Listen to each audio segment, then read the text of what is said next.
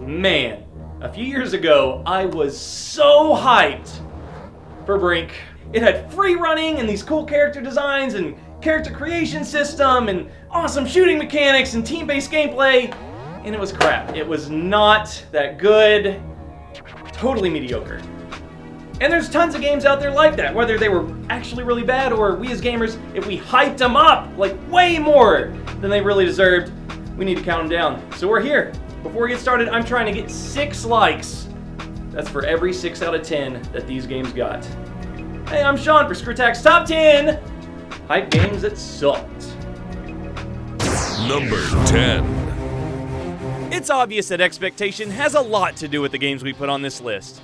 In 2012, our childhood fantasies of seeing Street Fighter versus Mortal Kombat characters would finally not come to fruition with the release of Street Fighter Cross Tekken, which will do just fine, I guess. Or it won't. The marriage of the first and third most important fighting game franchises resulted in a broken, pay-to-win juggler that was just meh, with completed characters not included on the disc and a player base that ultimately ended up saying, we'll go back and keep playing some Street Fighter 4. There's a reason this was only at EVO for 1 year. Number 9. I am getting on my soapbox right now. I called this shit. From the very first trailer, the second I saw the debut teaser with those people in the carriage, I looked at Sam next to me in the office and I said, oh, werewolves, I betcha. And there were werewolves. Then there was the debut gameplay trailer, where I was like, hey, this is just a cutscene with a reticle on it. And it was. Touted as the game that would show what the PS4 could really do, we ended up being treated to an afternoon-long game that basically boiled down to a trailer for its sequels. Which, let's be real, they're never gonna happen. But its biggest sacrilege, its ending. I don't even care about the spoilers. I'm just gonna show it to you right now.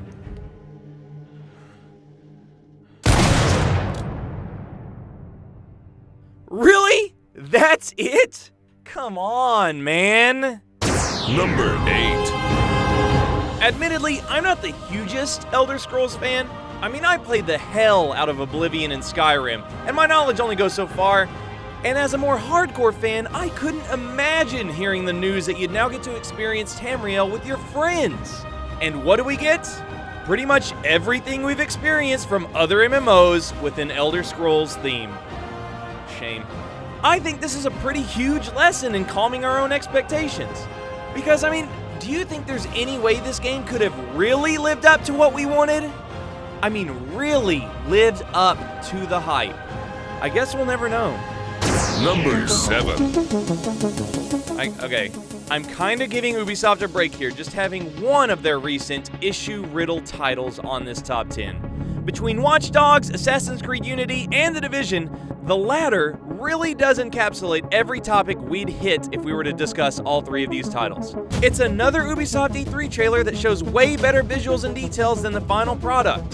It had nothing really to do except to shoot guys with flamethrowers, or shoot guys with guns, or shoot bigger guys with flamethrowers and bigger guys with guns. Oh, I'm not even gonna go into the dark zone and how broken that shit is. That's not even worth touching. Playtesting would have helped there, guys. Maybe next time. Number 6. It was John Romero's first solo endeavor after Doom. The marketing behind Daya Katana advertised that John Romero would make you his bitch. When you market something like that, you better not slip up. You better bring it. On debut, Daya Katana was hated by everyone. Old Man Skistimus was telling me about how it was one of the first times gamers were so mad they wouldn't play it. We didn't have these little boxes of 140 characters to bitch and moan about video games. We didn't say, ooh, we're not gonna play that. It may have been an average game, but fuck that, we actually didn't buy it, in huge parts due to its cocky demeanor. It just goes to show that too much attitude in marketing can really turn off consumers. I need my pills. Daya Katana may not have been that bad of a game, but we stood up in one voice and said, really, John Romero? We gonna make you our bitch with our wallets. Number 5. The video game promise. It's almost political, really. A figurehead emerges with bright, new ideas. He says, I'll give you the world. I'll make a Fable game and sequels with this, and this, and this, and this, and this, and this, and this. I'll make a game about a cube, and only one person will open it. What's inside? Who gives a fuck, Pete? Just keep on telling us about how you made the first Fable, which was okay, but it wasn't like half of what you promised, and then appear on more and more face-to-face interviews with Jeff Keighley. Peter Molyneux is famous for not living up to his own expectations, but every time he has a new concept, people start slobbing all over his dick. Okay, before you get on your high horse and say, "But Sean, he made Black and White." He did, like 15 years ago, and it was good. But that doesn't mask the fact that developers might at times hype their own ideas before making a game. And no one wins in that situation. So, keep it chill, Pete. I'm sure you'll make something that lives up to your own dreams eventually. Well, you're still a hell of a lot better at making games than I am, so just do whatever the fuck you want. I don't care. We may, who knows, start another experiment even more intriguing. Thank you very much. Number 4. Okay, a fun experiment for just 1 second. Close your eyes. Well, don't close them. Keep watching the video. Pretend to close your eyes. Imagine, you're 11 years old. Video games aren't what they are today. You just saw Star Wars: The Force Awakens. It was damn good, right? It's the highest grossing movie of all time. And now, at Christmas, Mom and Dad, if they haven't divorced yet, bought you Star Wars: The Force Awakens, the video game. Then you put it into your Atari 2600, and it is a piece of doo-doo! Damn it! Fuck! How let down would you be? Welcome to 1982. Number 3.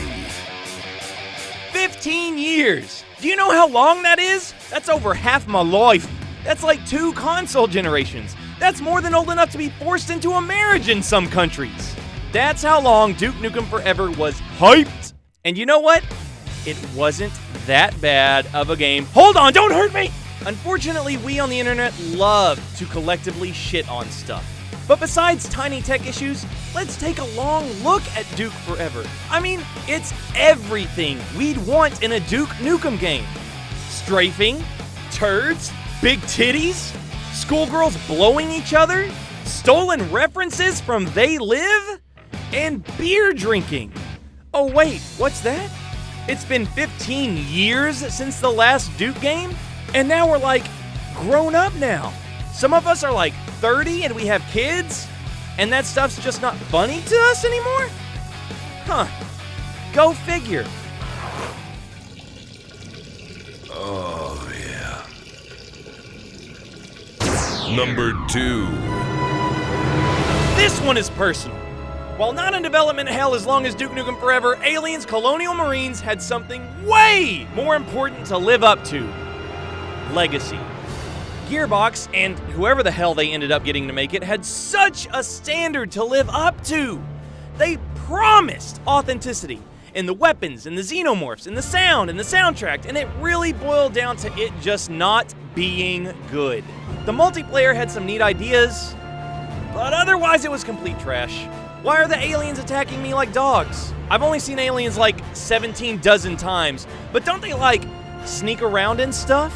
Where's the horror? Where's the tension? The lovable characters? Sure, at least it ended up looking like a crappy Aliens game, but we had E3 trailers that showed us something this awesome and this tense.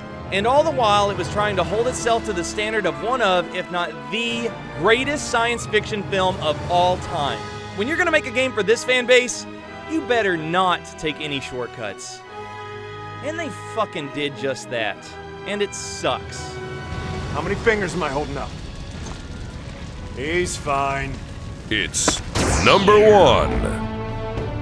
Hyped for almost 10 years by prospective fanboys and developer Silicon Knights, Too Human, in theory, was full of cool ideas. It really was. Norse mythological figures as cybernetically enhanced humans? Dude, that's freaking sweet. It was gonna be the start of an awesome Microsoft exclusive trilogy.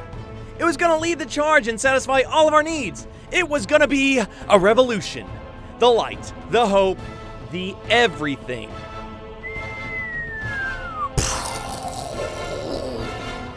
Head of Silicon Knights Dennis Dyack bitched at reviewers who gave it a low score. His studio got sued by Epic for not paying for the Unreal Engine. The company got completely annihilated, and all copies of 2 Human were pulled from stores, even digitally. But hey everybody, there's hope. If you want a silver lining to this tragedy, you can find solace in the fact that copies are now extremely hard to find. And if you are lucky enough to find one, they are ridiculously expensive, making it a near impossible collector's item.